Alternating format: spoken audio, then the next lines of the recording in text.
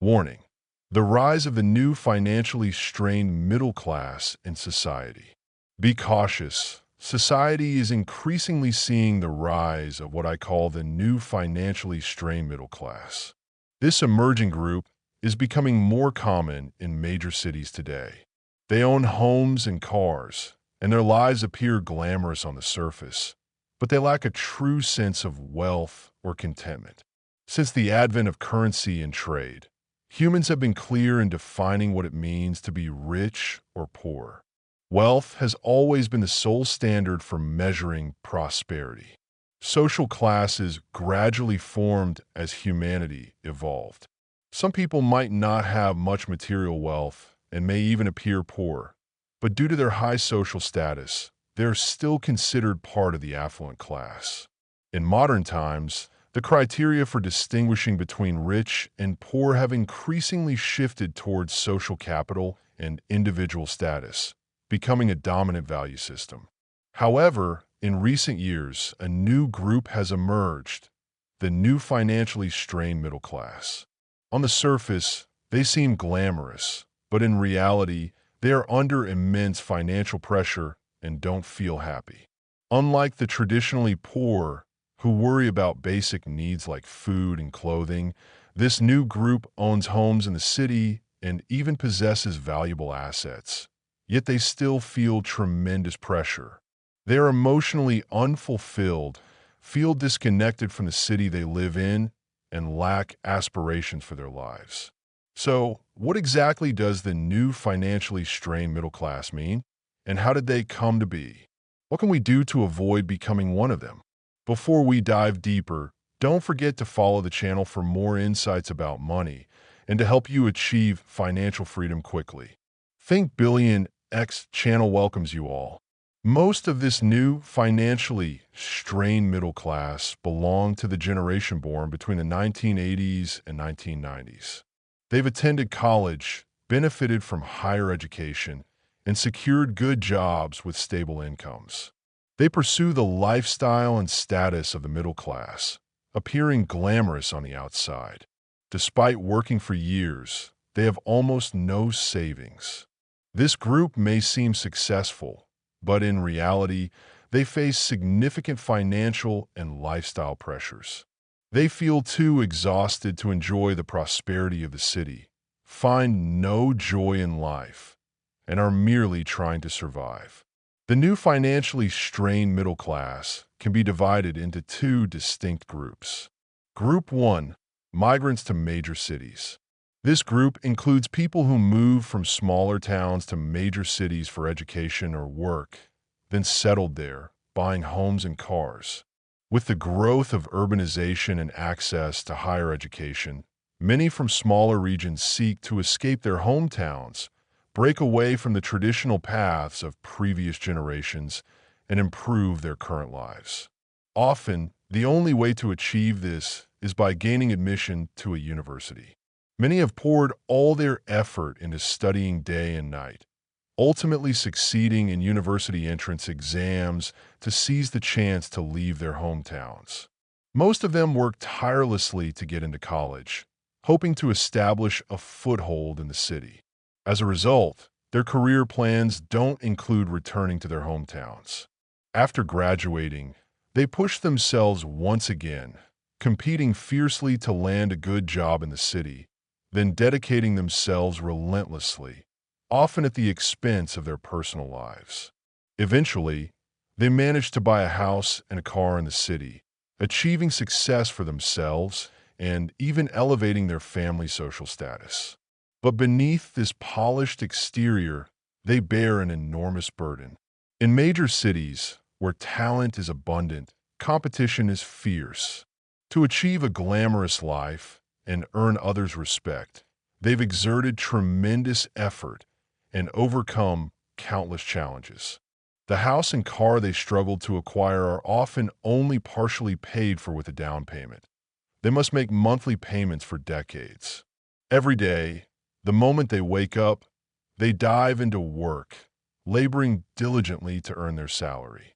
When payday arrives, they use it to pay off their mortgage and living expenses, leaving almost nothing behind. As the pride of their family, the standout of their lineage, and a hero in the eyes of friends, they're placed on a pedestal by loved ones. They also have to support their family financially, but they dare not speak of their struggles. Some, to avoid the burden of large loans, choose to rent instead of buy. However, rising rental costs add even more pressure.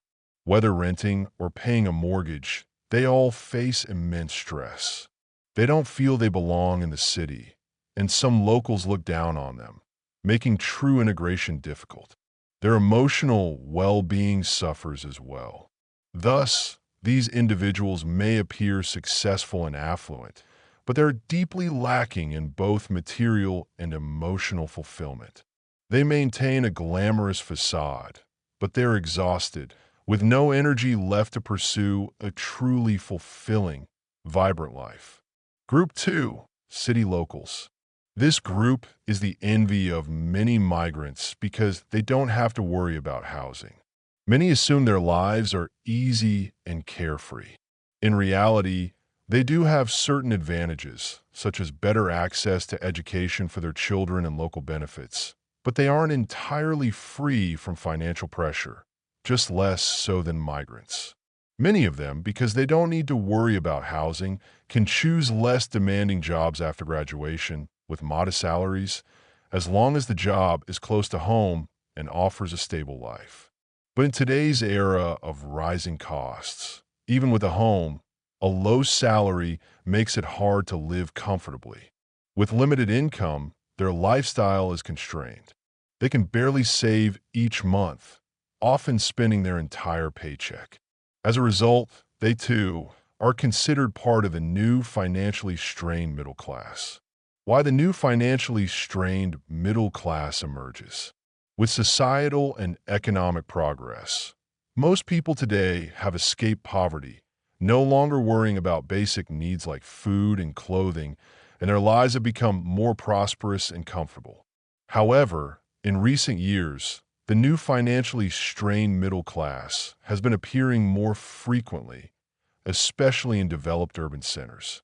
The rise of this group isn't coincidental.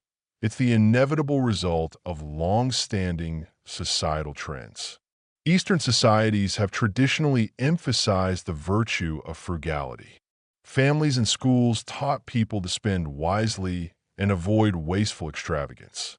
But with the explosive growth of material production, now more abundant than ever, people's desire for consumption has been ignited. This has led to a major shift in consumption attitudes. More and more people are abandoning frugality, spending recklessly regardless of consequences, eager to spend today to fulfill tomorrow's dreams. At the same time, to boost economic growth, many companies have started promoting buy now, pay later schemes. Various forms of borrowing have emerged, and the process of taking out loans has become increasingly simple. Even expensive homes can be purchased with installment plans, and luxury goods can be bought on credit. Online shopping platforms and even food delivery services now allow spend now, pay later options. In this social environment and consumption mindset, many people have become comfortable spending freely. When they run out of money, they borrow more to keep spending. Mortgage and car loans have turned countless individuals into debtors burdened with massive debts. Once in debt, they must pour all their energy into work, leaving no room for distraction, operating like machines under heavy pressure, rushing around with nowhere for their body and mind to find rest, living a life of hardship. So, where does all this money go? Simply put, into housing, education, healthcare, and luxury goods. In major cities, high housing prices intimidate everyone.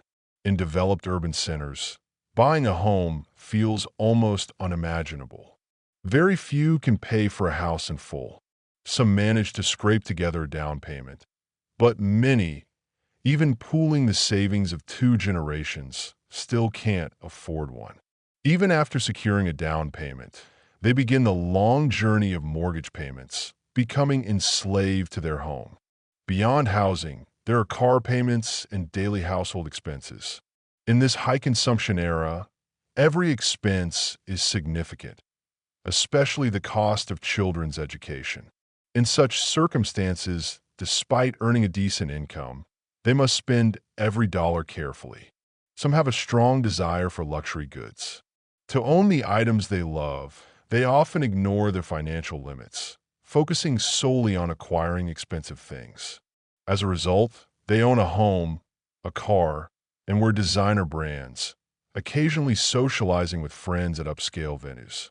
On the surface, they look glamorous, but they don't feel happy. Instead, they grow increasingly isolated. The thrill of spending up front is replaced by stress and anxiety. Many are busy every day, leaving early and returning late, yet they have no savings. At the end of the year, when they review their expenses, they're shocked to realize how much money they've had, but can't recall where it went. Moreover, in recent years, the impact of the pandemic has caused many businesses to suffer.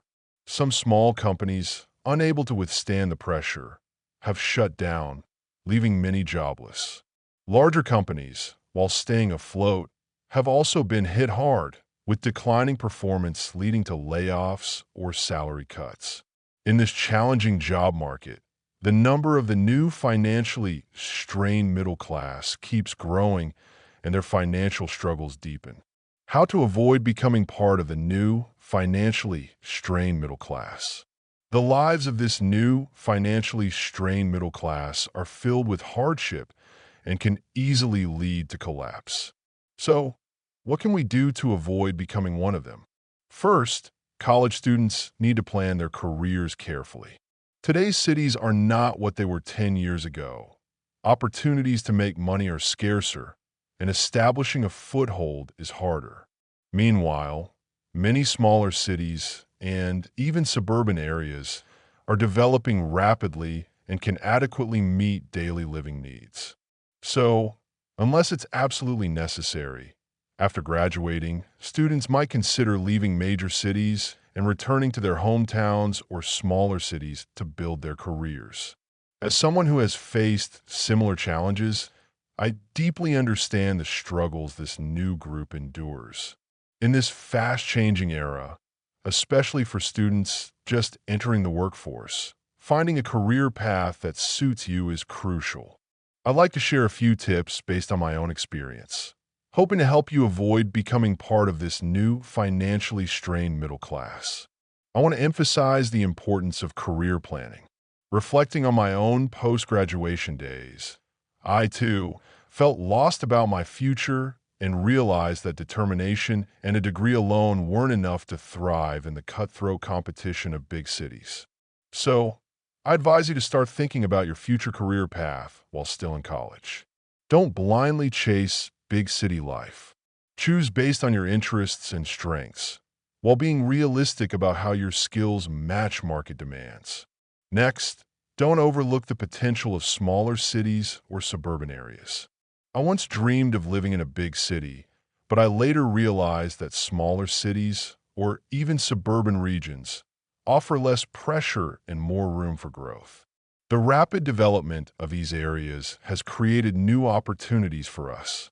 So, if circumstances allow, consider returning to your hometown or starting your career in a smaller city. Additionally, I want to highlight the importance of lifelong learning. Throughout my career, I've deeply felt the value of continuously acquiring new knowledge and skills. This not only boosts your competitiveness at work, but also helps you adapt to changing environments. So, no matter which path you choose, always keep learning and growing. A sound financial plan is also critical. I've faced financial difficulties due to a lack of money management knowledge. That's why I urge you to learn basic financial literacy now and create a reasonable spending plan to avoid unnecessary financial stress. Rising housing prices and living costs are factors we, as ordinary people, can't control, but we can manage these challenges by spending wisely. When considering major financial decisions like buying a home, I have some key questions you should think through carefully. You need to assess your financial situation. Buying a home isn't just a one-time expense. It includes long-term mortgage payments, property management fees, maintenance costs, and other ongoing expenses. So before deciding to buy, ensure you fully understand your financial capacity. Savings and a clear understanding of your stable future income are essential. Ask yourself, do I have enough for a down payment? Is my income steady enough to cover monthly mortgage payments? If an emergency arises, do I have enough savings to handle it? These are questions you need to consider thoroughly before deciding to buy a home. Next, consider the location and potential value of the property. A home isn't just a place to live, it's a significant investment. When choosing a home, think about the area's growth potential, surrounding infrastructure, transportation convenience, and access to educational resources. A good location not only improves your quality of life, but can also increase the property's value. At the same time, consider your actual needs, such as whether the size and layout suit your lifestyle. During this process, your spending mindset is crucial. Don't blindly follow the crowd or stretch beyond your financial means to buy a home that doesn't suit you. Remember, buying a home is a long-term financial commitment, so weigh all factors carefully before deciding. Also, account for potential financial fluctuations in the future to ensure you can feel secure in your home under any circumstances. You need to realistically evaluate your assets and earning potential. If you don't have enough for a down payment, it's best to delay buying a home to avoid the stress of both mortgage payments and the initial cost. Even if you can afford the down payment, carefully consider your ability to manage future payments. This includes not just your current salary, but all other expenses to avoid significantly impacting your family's quality of life. Adopting a responsible spending mindset, avoiding the new financially strained middle class. In today's society, spending habits deeply affect personal finances and quality of life. Developing a responsible spending mindset, spending wisely, saving, and striving for growth are not only a duty to your personal finances, but also a reflection of responsibility toward your family and society. First, we need to emphasize the principle of spending within your means.